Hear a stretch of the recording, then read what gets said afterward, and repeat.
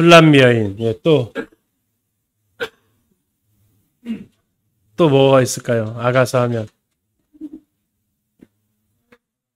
나의 사랑, 나의 어여쁜 자야. 뭐, 예. 아가서 1장 1절 이렇게 보게 되면 솔로몬의 아가라 이렇게 나오면서 솔로몬이 기록했다라고 이렇게 전해지고 있습니다. 이번에 읽게 될 시가서 3권이 다 솔로몬에 의해서 기록되어졌다라고 볼 수 있는데요. 첫 번째 아가서는 이제 청년기 시절에 그 이유가 아직 첩이 60명밖에 안 된다라고 이야기를 하고 있죠. 가장 많았을 때가 1000명 아니었습니까? 1000명. 근데 이제 이때만 해도 60명밖에 안 됐다라고 이야기를 해서 초창기구나 라는 것을 볼 수 있죠. 두 번째 아마 제일 전성기 때 잠언을 지었을 겁니다. 그리고 다 헛되다, 이것저것 다 헛되다라고 하면서 전도서를 마지막에 썼을 것으로 이야기를 하죠.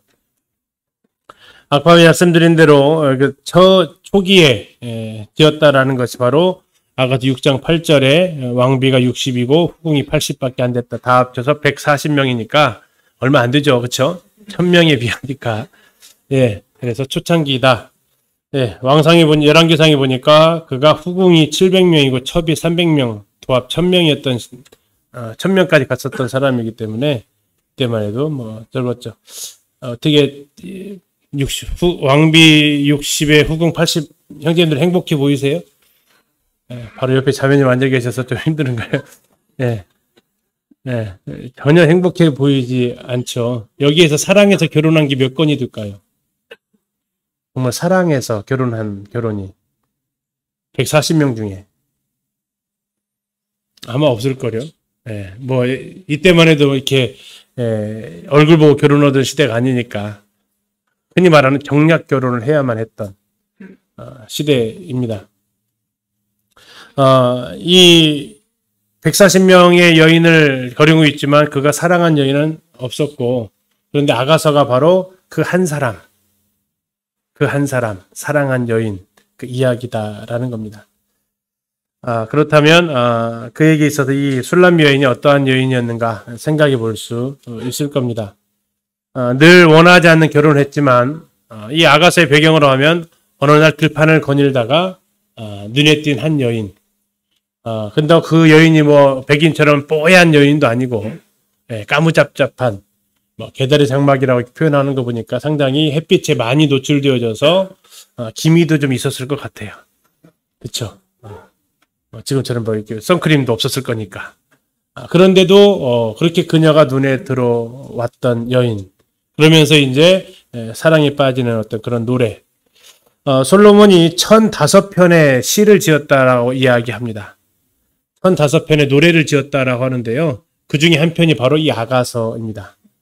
근데 이 아가라는 뜻은 뭐냐면 노래 중에 노래라는 거죠. 이게 1005편 다 안 읽어봐도 이거 한 편 읽어보면 됐다 하는 것이 바로 이 아가서라는 겁니다. 우리나라 말로 하면 아름다운 아의 노래 가짜입니다. 아름다운 노래라는 거죠. 좀 약하죠. 노래 중에 노래보다 좀 약한 표현이긴 한데 가장 아름답다는 뜻입니다. 최고의 노래라는 뜻인데요. 자, 그런데 이게 왜 성경에 실렸냐 하는 것에 대해서 사람들이 좀 의아심을 갖게 됩니다. 읽어보면 이 아가서에 없는 단어가 하나님이라는 단어가 없어요. 한 번도 안 나옵니다. 구약성경 39권 중에서 하나님이 안 등장하지 않는 책이 딱 2권 있거든요. 하나는 우리가 읽었어요. 뭐죠? 에스더. 그리고 이제 오늘 읽게 될 이 아가서가 있습니다. 이 아가서가 있는데 혹시 아가서에서 하나님 보셨어요? 보셨어요? 없다고 하니까 안 보신 것 같죠? 보셨어요. 한번 나와요. 8장에 한번 등장을 합니다. 여호와로 이렇게 등장을 하는데, 근데 그것이 풀네임이 8장 6절 한번 보세요. 8장 6절입니다. 나중에 반박하실 것 같아서 미리 좀 말씀드려요. 8장 6절. 너는 나를 도장같이 마음에 품고 도장같이 팔에 두라. 사랑은 죽음같이 강하고 질투는 수울같이 잔인하며 불길같이 일어나니 그 기세가 뭐라고 했어요? 분명히 하나님 나오잖아요. 그쵸? 근데 이게 여호와가 나온 게 아니라 그냥 야만 나와서 야. 야. 보통 이제 이름 끝에 야자가 붙으면 여호와를 하는데 그래서 여호와라는 단어가 쓰인 거지 성경 원문에는 여호와라는 거룩한 네 글자가 없어요.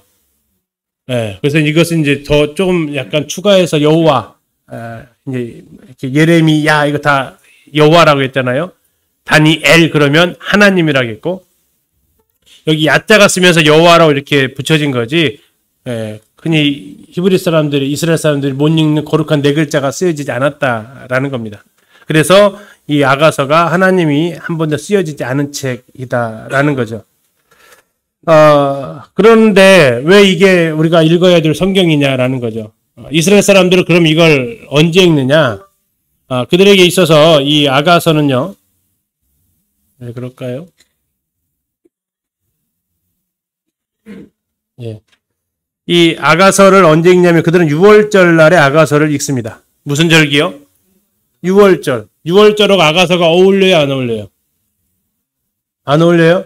그럼 이스라엘 사람들이 뭐 잘못 알고 있는 거죠. 자, 왜 6월절에 그들은 이 아가서를 읽고 있을까요? 유대인들은 이 아가서를 성경의 지성소라고 표현합니다. 지성소. 지성소는 어떤 곳입니까? 하나님하고 1대1로 만날 수밖에 없는 곳입니다. 그것도 1년에 단 한 번. 피 없이는 못 만나는 곳이기도 하고요. 이것을 그러면 이제 바로 하나님께서 이스라엘 백성과 하나님과의 관계를 부부 사이로 묘사하시거든요. 뭐 대표적인 것이 호세아서에 나와 있는 고멜을 취하라는 그런 모습 속에서도 보여지기도 하고요. 자, 이 그들에게 6월절이라는 그 개념은 하나님께서 이스라엘 백성과 언약을 맺어가지고 결혼 관계 안으로 들어갔다라는 거고요. 바로 이 성경의 지성소라는 얘기는 바로 이 유대인들에게, 이 베두인족들에게 있어서 그들에게 있어서 아내들, 여인들의 처소는 가장 안쪽에 있습니다. 여행객들이 절대 들어갈 수 없는 곳, 그쪽에 여자들의 숙소가 있어요. 나그네라 할지라도 그들은 3일간 어쨌든 먹고 재워주고 다 합니다. 단 그들이 만약에 그 뒷처소, 여자들이 머무르는 처소로 들어가게 되면 그는 바로 죽습니다. 여기는 다른 남자의 출입을 절대 허가할 수 없는 곳이죠. 단 한 명만이 허락되어지는 곳입니다. 남편만이. 바로 이와 같은 관계 속으로 그들이 들어갔다라고 생각하면서 그들은 아가서를 6월절에 읽는다라는 겁니다. 결과적으로 그들은 이 아가서를 읽으면서 하나님께서 이스라엘을 얼마나 사랑하시는지 그걸 노래하고 있다라는 거죠. 그리고 오늘날 교회가 이것을 읽는 이유는 뭘까요? 하나님 이스라엘 사랑하신다는 게 아니라 예수 그리스도께서 교회를 사랑하신다는 것으로 다시 적용을 바꿔서 우리가 읽고 있는 거죠.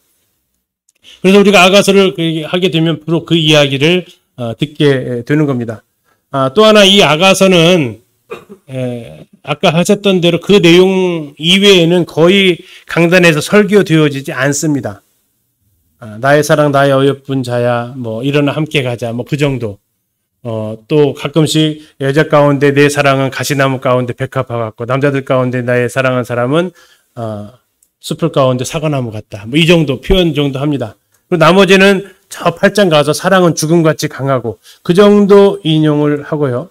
가끔 더 인용하게 되면 저 거친 들판에서 올라오는 사람은 누군가 하면서 그 신랑의 등장을 아주 찬양하는 주님 오심을 높이는 그런 정도 읽습니다. 나머지는 거의 강의 안 합니다. 왜 안 하냐면 야합니다. 선정적입니다. 여기 이스라엘 규정으로 따지게 되면 여기서 쫓겨날 사람 꽤 있습니다. 30살 밑으로는 읽어서도 안 되고요. 이 자리에 계셔서도 안 됩니다. 이스라엘 규정이 그렇습니다. 30살이 넘어야 비로소 아가서를 읽을 수 있는 자격이 주어진다는 겁니다. 성적으로 이제 알 만큼 다 아는 상태가 바로 읽을 수 있다라는 거죠. 갑자기 젊은이들 눈이 커지는 것 같은데. 그 정도로 이게 굉장히 심오한 내용들이고요. 부부 사이가 약간 안 좋다 그러면 두 분이 아가서를 읽으시면 부부 사이가 좋아집니다. 상대를 바라보는 눈이 달라지기 때문입니다. 그래서 이 아가서를 공부하면서 느꼈던 한 문장이다. 뭐였냐면 부부 세미나용이다 라는 거죠. 예, 그 정도로 그래서 세 번째 보게 되면 현대 해석자들이 이건 남녀의 사랑이다라고 이렇게 이야기를 할 정도죠.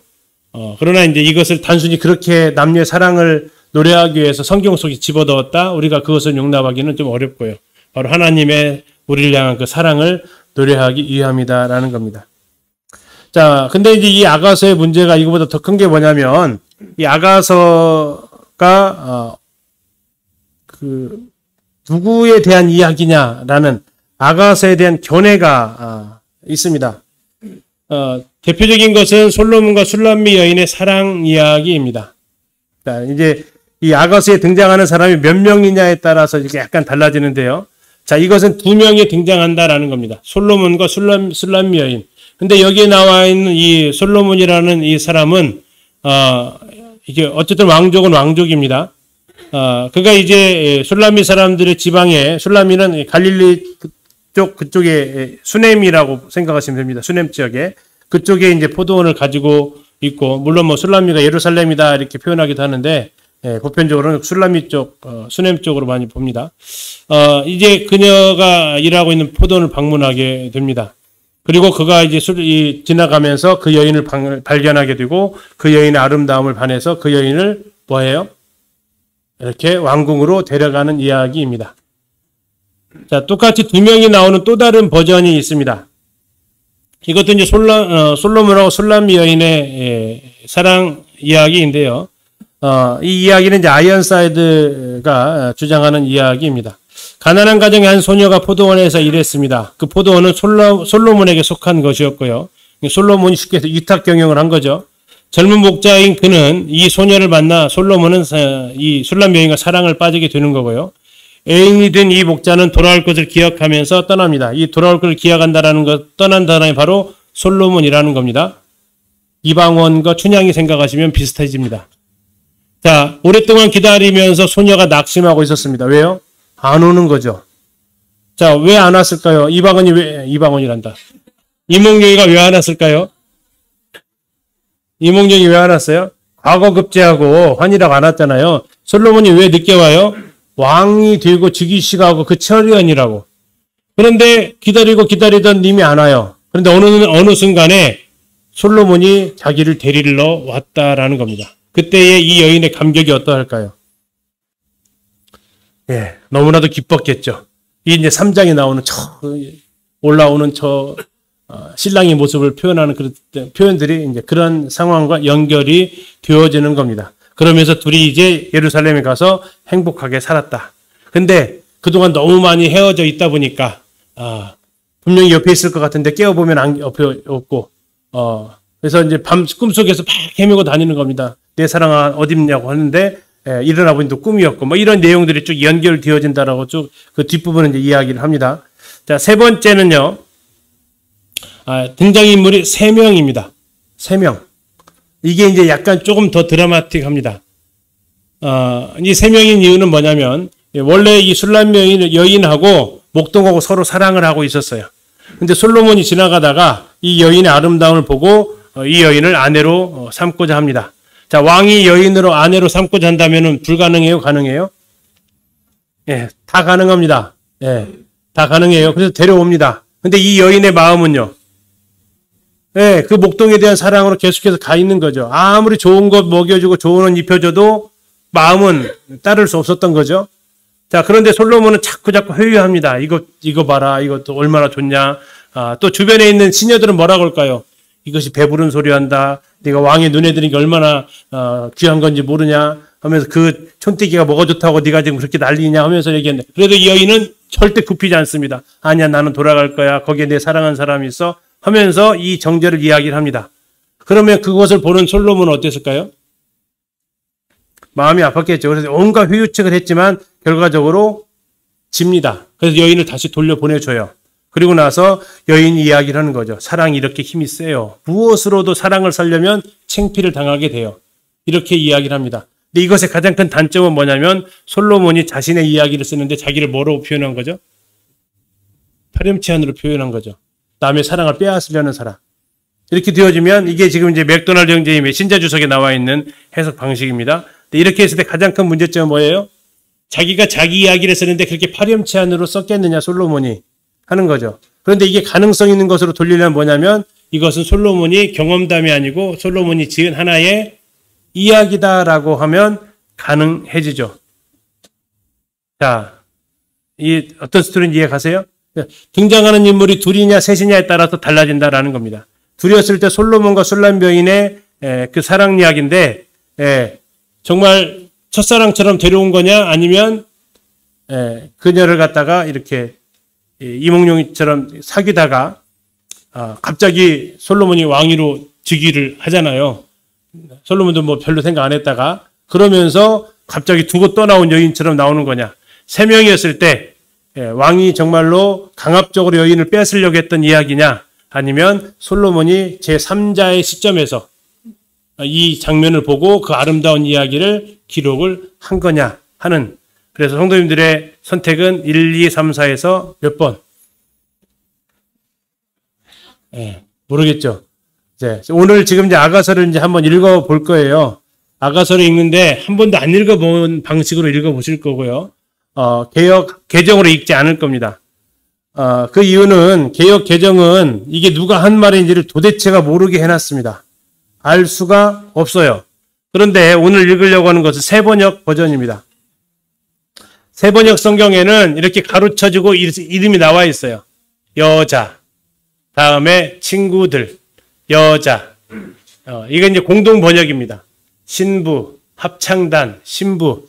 이제 이 버전은 주인공이 2명이에요, 3명이에요? 2명이에요. 2명짜리 버전으로 만들어진 읽기예요. 자, 그래서 이걸 좀 실감나게 하기 위해서 제가 시작하기 전에 이 빛골 상무에서 가장 인고 부부로 소문났다는 최영재님과 권자님한테 부탁을 좀 드렸습니다. 그래서 그 버전으로 읽어 보려고 합니다. 자, 이제 성도님들